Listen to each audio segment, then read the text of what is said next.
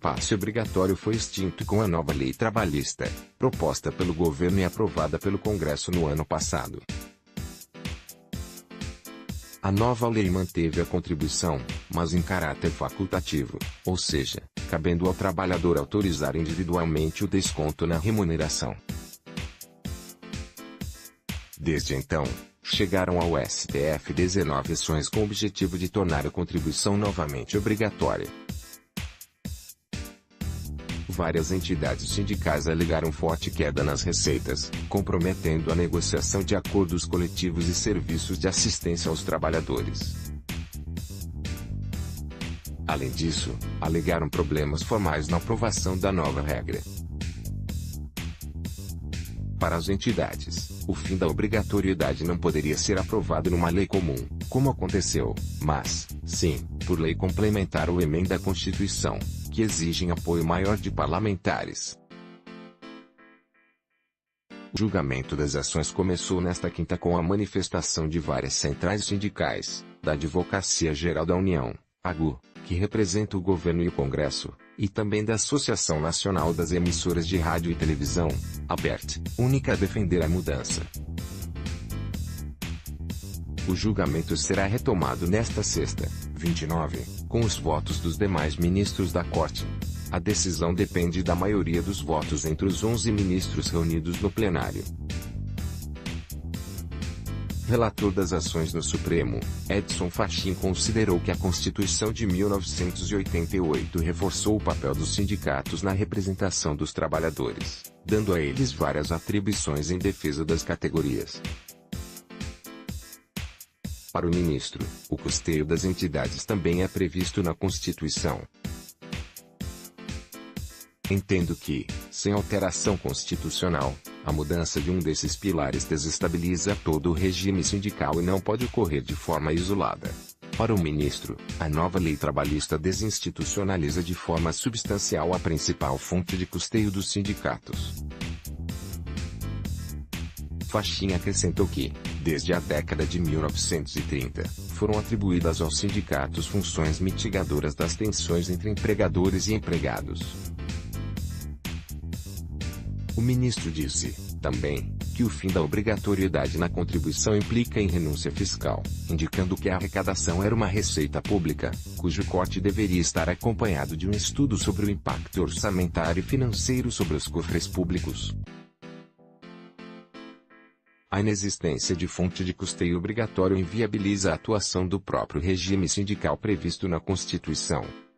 Sem pluralismo sindical, a facultatividade da contribuição destinada ao custeio dessas entidades tende a se tornar instrumento que obsta o direito à sindicalização, afirmou o ministro. O ministro Luiz Fux, durante a sessão desta quinta, 28, do STF, foto, Carlos Moura/S.C.STF, após o voto de Edson Fachin, o ministro Luiz Fux apresentou o voto dele, divergindo do relator. Fux defendeu o fim da contribuição sindical obrigatória. Para ele, não se pode impor ao trabalhador o pagamento do valor já que a Constituição assegura que ninguém é obrigado a se filiar a um sindicato. Não se pode impor que a contribuição sindical seja obrigada a todas as categorias já que a Carta Magna afirma que ninguém é obrigado a se filiar à entidade sindical. Conheça abaixo os argumentos das partes envolvidas no julgamento. Central Única dos Trabalhadores, CUT. Em nome da CUT, José Mailo Guércio disse que o corte prejudica o poder de negociação das entidades junto aos empregadores, especialmente levando em conta a nova orientação da reforma de fazer prevalecer acordos negociados sobre os direitos previstos na legislação trabalhista. A lógica de incompulsoriedade tem a ver com a importância do sindicato na negociação coletiva.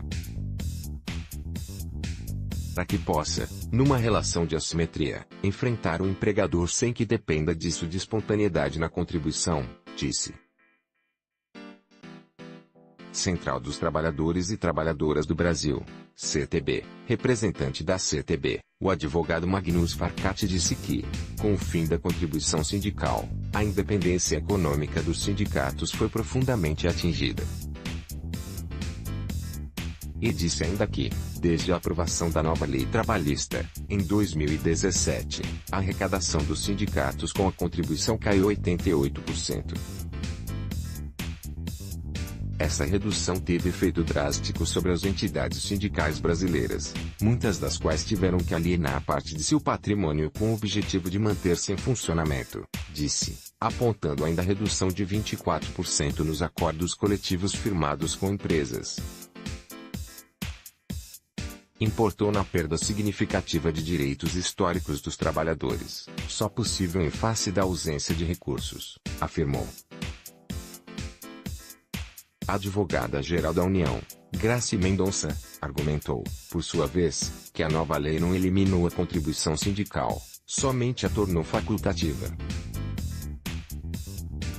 Liberdade sindical é uma via de mão dupla. Permite que as entidades se estruturem para defenderem o interesse de seus filiados.